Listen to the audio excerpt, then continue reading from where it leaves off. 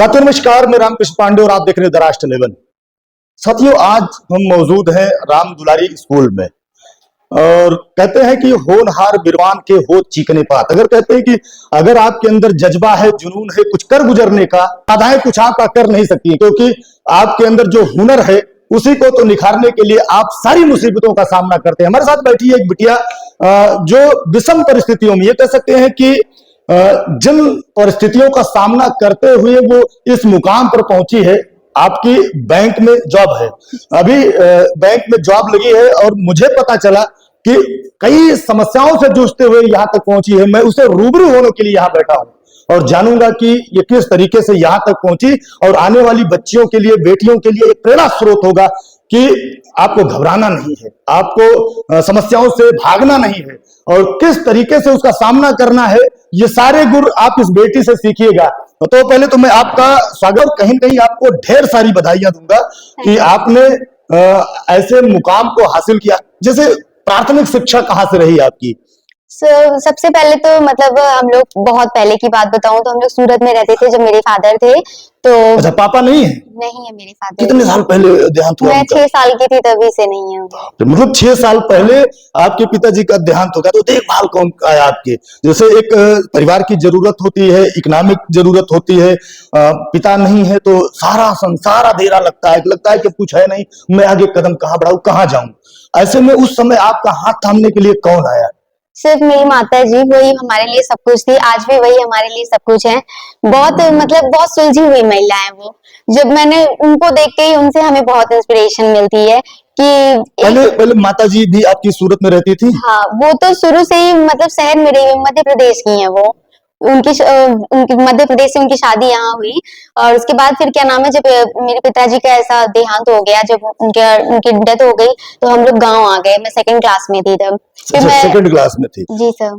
और उसके बाद फिर मतलब मैं अपनी बुआ के, हम 4-5 भाई बहन हैं। मेरी 3 बहनें, हम 3 बहनें और 2 भाई हैं मेरे। आप सबसे बड़े हो कि छोटे? नहीं, मैं चौथे नंबर की हूँ, मुझसे छोटा एक भाई है। तो फिर उसके बाद जब हम 4-5 लोग थे तो अब सबकी पढ़ाई के लिए एक बता दूं आपको कि 4-5 बच्चों को पालना बगैर गार्जियन की, जैसे पारिवारिक जो सिस्टम रहा, जैसे पिता नहीं थे तो खेती की भी व्यवस्था होगी कि हम यहाँ से अपने जीविकोपार्जन के लिए हम खाने की व्यवस्था कर लेंगे, पढ़ाई के लिए तुरंत पैसे की जरूरत है, एडमिशन की जरूरत है, तो ऐसे सब कैसे हुआ ये? जो मेरे पिताजी अच्छी मतलब पोस्ट पे थे, अच्छा कमाते थे, मतलब उनकी अच्छा जो जॉब अच्छी थी। हाँ, उनकी अच्छी जॉब थी और उन्होंने काफी मतलब वो पैसे से बना रखे थे। प्राइवेट नौकरी करते थे? प्राइवेट में ही, हाँ प्राइवेट में ही बहुत अच्छा उन्होंने सूरत में बना रखा था। तो उन्हीं की वजह से हमें कभी फाइनेंशियली उतनी दिक्कत नहीं हुई। बाद में जाकर के थोड़ी हुई थी कि जब सारे लोग पढ़ने के लिए हो गए कि 10th 12th में पहुंच गए, तब जाकर के थोड़ी दिक्कत आने लगी थी। उसके पहले तक कोई दिक्कत नहीं हुई। और क्या नाम है, फिर मैं अपनी बुआ के यहाँ पे, फिर मैंने 2nd क्लास से वहां पे पढ़ाई की, 5th तक मैंने वहां पे पढ़ाई की। फिर 6th क्लास से मैं यहाँ आ गई, तो फिर मैंने यहाँ राम दुलारी स्कूल में एडमिशन लिया 6 से। एक टाइम था कि राम दुलारी का क्रेज जा रहा था। हाँ, लोग कहते थे कि ये स्कूल अब ताला लगने वाला है, अरे बंद होने वाला है, तो बच्चे बहुत कम हो गए थे। मैं थी नहीं उस टाइम, हमारे टाइम पे जब मैं 6-7 में थी तो बहुत बच्चे थे। मेरे अकेले की क्लास में 70-70 बच्चे रहा करते थे, 6 क्लास में सिर्फ अकेले में। उस टाइम बहुत अच्छा। मैं कहीं कहीं संजय जी का धन्यवाद भी दूंगा कि इस स्कूल की नींव को उन्होंने बचा लिया है और मैं बड़ा खुश होता हूं कि मेरे साथ जुड़ने वाले ऐसे भी लोग हैं जो बच्चों के भविष्य को संवारने का काम कर रहे हैं। तो जैसे एक चीज और जानना था कि ये जुनून मन में था कि क्लास में पहले से सोच रखा था कि मुझे कुछ बनना है, मुझे कुछ करना है, या माँ ने बताया, भाई ने बताया, बुआ ने बताया, फूफा ने बताया, किसके माध्यम से आपको लगा कि मैं कुछ करूं, मैं कुछ आगे बढ़ने की, जिनसे प्रेरणा मिली हो? नहीं, हमने इतना लाइफ में देखा था कि मतलब इतना ज्यादा तिरस्कार देखा है लाइफ में अपने। जब आपके पिता नहीं होते और आप फाइनेंशियली भी अच्छे नहीं होते ना, समाज आपको जिस नजर से देखता है, तो उस नजर ने मुझे इस तरीके से बनने के लिए प्रेरित कर दिया। बाकी कोई गाइडेंस नहीं था मेरे पास। और फिर मैं बैंक तो जाना होता रहता। भाई लोग क्या करते हैं आपकी? जैसे बड़े हैं? हाँ, 2 भाई बड़े हैं, 3 भाई बड़े? नहीं, ये भाई 2 भाई है मेरे। 2 भाई, एक बड़े हैं, छोटे हैं मुझसे। अच्छा अच्छा। तो जो बड़े वाले हैं वो ब्लू स्टोन कंपनी में काम करते हैं, यही भैया प्राइवेट में करते हैं। छोटा वाला भी पढ़ाई कर रहा है। जी जी। और मेरी जॉब लग गई और दोनों दीदियों की शादी हो चुकी है। अच्छा, दोनों बहनों की शादी। अच्छा, इसके बाद छोटी बहन भी है? नहीं, मैं सबसे आप छोटी हैं। जैसे 6 के बाद कहाँ पढ़े? 6 के बाद से मैंने पूरा ग्रेजुएशन राम दुलारी से किया। राम दुलारी के बाद कहाँ गए? रामद्वारी से बाद तो- में कहीं नहीं गई, मैंने गांव में ही अपने ही घर से ऑनलाइन कोर्सेज परचेज किए अन अकेडमी। अच्छा, ऑनलाइन पढ़ा है? हाँ, online। कोई क्लास जैसे ट्यूशन के लिए लोग जाते हैं, कोचिंग के लिए नहीं। शहरों में जाते हैं, कोई सुल्तानपुर में है, कोई शहर गई इलाहाबाद थी में है, मैं। कोई लखनऊ में है। शहर गई थी मैंने कोचिंग भी ज्वाइन की, लेकिन फिर उसके बाद सब ठप हो गया, उतना बन नहीं पाया, फाइनेंशियल मतलब कंडीशन मतलब ऐसी पैसे नहीं की बन कमी कह पाई। सकते हैं हाँ, कि पैसे की कमी रही और हम वापस आ गए। वापस आ गई मैं। फिर उसके बाद से फिर मैंने घर से स्टार्ट किया, फिर से मैंने स्टार्ट की अपना बैंकिंग का कि मुझे बैंक में ही करना है, अच्छा करना है। फिर मैंने कुछ दिन यूट्यूब से पढ़ाई की, उसके बाद फिर कोर्सेज खरीद लिए। मतलब ऑनलाइन जो व्यवस्था है उसका फायदा मिल रहा है। फुल फुल एकदम बहुत अच्छा मुझे मिला। उसके बाद मेरे घर वालों ने कभी भी मुझे ये नहीं कहा कि जैसे मेरे एग्जाम्स लगते थे तो यहाँ सुल्तानपुर में सेंटर नहीं होते हैं बैंकिंग के एग्जाम्स के, तो मैं हमेशा लखनऊ जाती थी। उन लोग मेरे से कभी सवाल नहीं करते थे कि चांदनी तुम अकेले जाती हो, कैसे करती होगी, क्या करती होगी, कभी उन्होंने। लेकिन हाँ, नहीं, मैंने आप देखे होंगे कि अक्सर लड़कियों को जो बाहर निकलना होता है तो बड़े कटाक्ष का सामना करना हाँ, पड़ता है, हमें बड़े करना दुनिया भर पड़ा की है। बातों की सामना करना पड़ता है। ये लगता है कि ये बड़ा गलत काम कर रही जा रही। तो ऐसे में माँ बाप को या मम्मी को या भाई को झिझक महसूस नहीं हुई कि हम अपने बेटी को या बहन को हम भेज रहे हैं अकेले? नहीं, मेरे घर का माहौल एकदम अलग है। हम लोग गांव में भले रहते हैं, शुरू से हमारा पूरा बचपन पूरी इतने बड़े हुए ना, सब हम गांव में ही रहे हैं, लेकिन मेरे घर का माहौल वैसा नहीं है।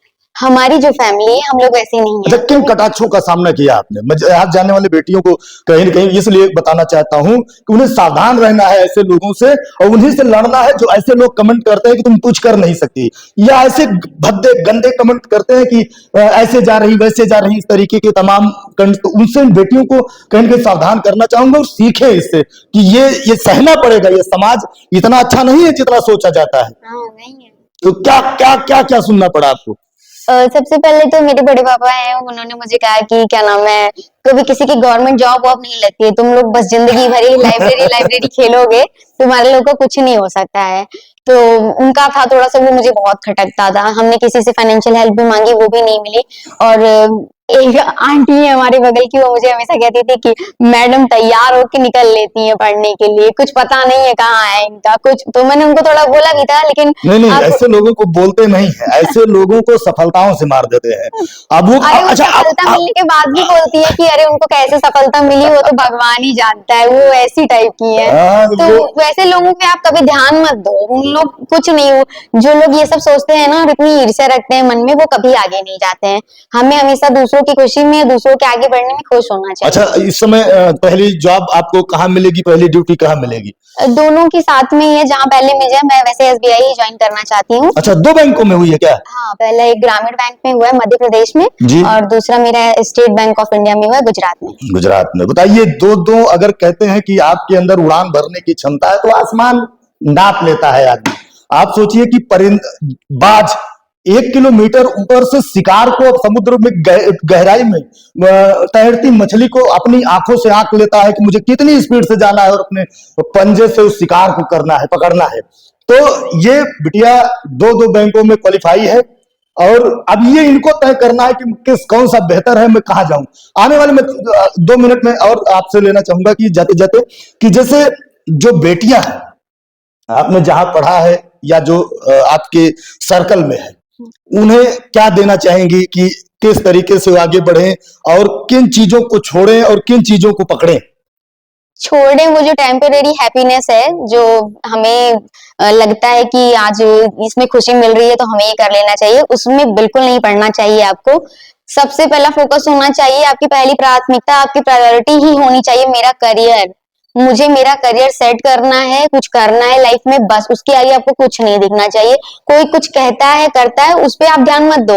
आप अच्छे हो तो कोई क्या कहता है, आज नहीं तो कल वो प्रूफ हो जाएगा कि आप अच्छे इंसान हो, और समाज एक दिन जरूर कहेगा। अच्छा, ये सफलता जो है जो आपने हासिल किया है, इसके आगे भी कुछ है या यही ठप है? नहीं नहीं नहीं, बहुत कुछ है अभी तो।